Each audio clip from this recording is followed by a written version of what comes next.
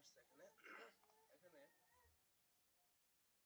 এটা তো হোভার করলে দেখছেন এই যে লোকেশনটা এই পাশে ভিজিবল হচ্ছে, অ্যানিমেশন হচ্ছে। এটাতে ক্লিক হোভার করলেও ওইটা অ্যানিমেটেড হচ্ছে, কোন লোকেশনে এটা হচ্ছে। এই জিনিসটা এপিআই কানেক্ট করে